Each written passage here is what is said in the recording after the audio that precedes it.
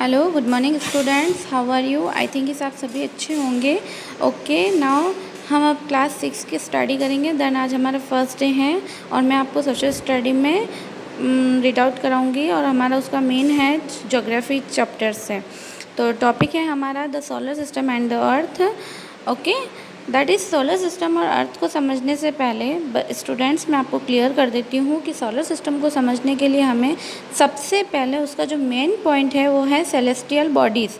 तो जब तक हम सेलेस्टियल बॉडीज़ नहीं समझेंगे तब तक हम सोलर सिस्टम के बारे में नहीं समझ पाएंगे। तो सेलेस्टियल बॉडीज़ पर चलते हुए हम ये डिस्कशन करते हैं कि मैं अब बता देती हूँ कि सेलेस्टियल बॉडीज़ का मतलब होता है हर वह चमकती चीज़ आसमान में या स्काई पे जो भी जिसमें भी शाइनिंग होती है, लाइट होती है, हॉटनेस होती है, वो सारी चीज़ हीट होती है, वो सारी चीज़ सेलेस्टियल बॉडीज़ में कहलाती है। Okay, now let's start. The sun, the planets and the moon. नाउजली समझ में आया आपको?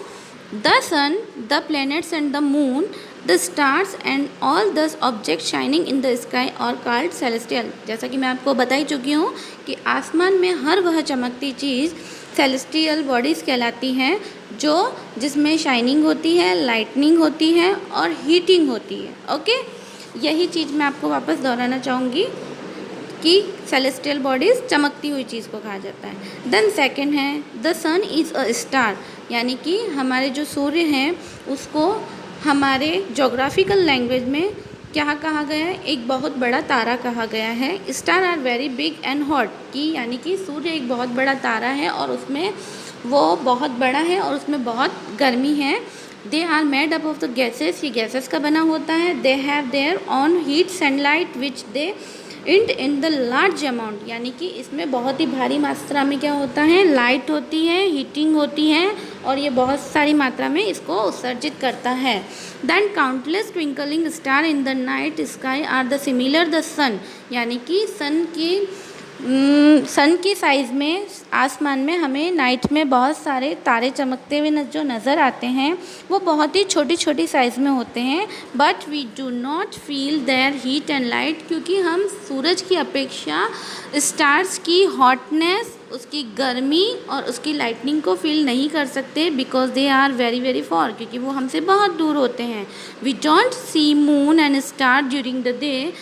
बच्चों, आप लोगों ने एक चीज़ नोट की है कि हम दिन में अगर स्काई की तरफ सी करते हैं या देखते हैं तो हमें आसमान में चांद और तारे नहीं दिखाई देते। वाई? बिकॉज क्योंकि उनकी जो लाइट्स, उनकी पावर्स जो होती है, उनकी जो ब्राइटनेस होती है, उसकी वजह से, सूरज की रोशनी की वजह से हम उन चीज़ों को नहीं देख पाते। Does not allow us to see them, ये हमें अलाउ नहीं करता क्योंकि उसकी ब्राइटनेस इतनी तेज़ होती है कि हम उसे नहीं देख पाते।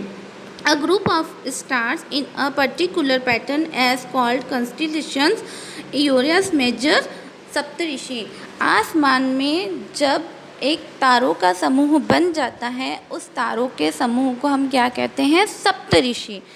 People used to determine directions during the night with the help of stars। कुछ लोग दक्षिणी पश्चिमी साइड्स को शो करने के लिए किसका यूज़ करते हैं? इस डायरेक्शंस को यूज़ करते हैं और इन्हें हम नॉर्थ स्टार या इंस्टिटेंट्स द नॉर्थ डायरेक्शन भी कहते हैं और इस स्पेस को क्या कहते हैं हम? Polar stars. ओके, इसको क्या कहते हैं? नॉर्थ स्टार्स और इंक्लूडेड द नॉर्थ डायरेक्शन को हम पोल स्टार्स बोलेंगे। ओके स्टूडेंट्स, यहाँ तक आपको समझ में आया? यहाँ तक कोई प्रॉब्लम हो तो आप मुझसे कंसल्ट कर सकते हैं। नेक्स्ट आते हैं, it always remind in the some positions in the sky. आसमान में जो कुछ जो हमें पोजिशंस समझने के लिए जो समझना पड़ता है वो है we can locate the pole star with the help of, जैसे कि अभी थोड़ी देर पहले मैंने आपको बताया कि सप्तऋषि और नॉर्थ साउथ पोल को हमें समझने के लिए कुछ पोजीशंस को फॉलो करना पड़ता है। We also see voids the other constitutions which are the representation by the जॉनिक साइन। और इसी के अकॉर्डिंग हमारी भारतीय वैज्ञानिक पद्धति किसको शो करती है? जो हमारी राशियाँ होती हैं, जो हमारे वैदिक ज्ञान होते हैं, उनको शो करती है। Some celestial bodies do not have their own heat and light. कुछ आकाश में चमकती हुई चीज़ें ना ही तो हीट करती है और ना ही वो लाइट करती है। इसका मतलब ये नहीं है कि वो सेलेस्टियल में नहीं आती, वो भी सेलेस्टियल में आती है, बट उनमें हीट और लाइट नहीं होती है। They are led by the light of other star. वो other stars, others moon, other sun से अपनी रोशनी लेते हैं ये स्टार्स अपनी हीटिंग पावर जगाने के लिए।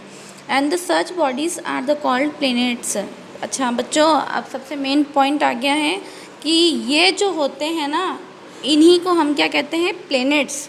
यानी कि प्लैनेट्स जितने भी होते हैं ना हमारे पास में, इसका डिस्कशन हम आगे करेंगे।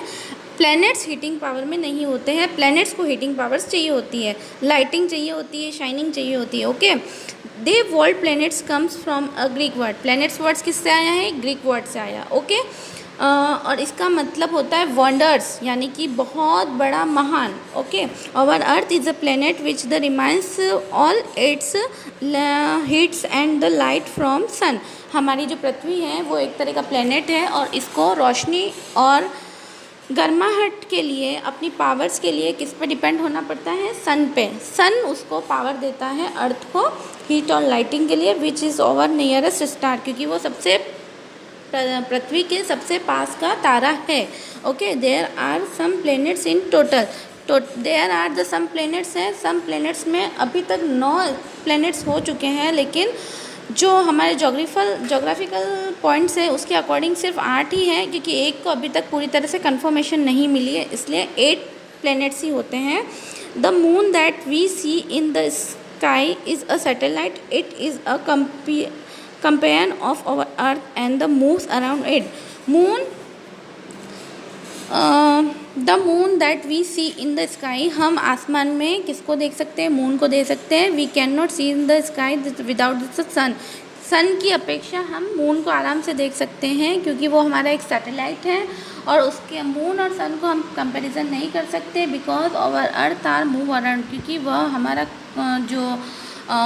हमारी जो अर्थ है वो सन के अराउंड मूव करती है। ओके, अब मैं आपको एक बहुत ही शॉर्ट टर्म लैंग्वेज में समझा रही हूँ कि सोलर सिस्टम क्या होता है, क्योंकि हमारा मेन जो टॉपिक आ गया है वो है सोलर सिस्टम, वो अब आ चुका है। उसकी डेफिनेशन में हम ये कह सकते हैं, द सन, अभी मैंने बता ही चुकी हूँ कि हमारे टोटल प्लैनेट्स 8 होते हैं, 8 यानी कि 8 होते हैं। और इसमें ये है कि अभी तक कंफर्मेशन जो मिली है वो 8 को ही मिली है। Okay, the sun, 9 planets, satellites, asteroid and the meteorites from our solar system और आवर सोलर फैमिली। यानी कि हमारी जो सोलर फैमिली है उसमें सन है, 8 प्लैनेट्स हैं, सैटेलाइट्स हैं, क्षुद्र ग्रह है, खगोलीय ग्रह पिंड होते हैं, और ये सारे ग्रह, उपग्रह और ये सब मिलके जो एक फैमिली बनती है उसको सोलर सिस्टम कहते हैं। और अब का इसको हम पूरी तरह से डिस्कशन करने के लिए सिर्फ एक शॉर्ट टर्म में यही बता सकते हैं कि इसे सोलर सिस्टम कहा जाता है।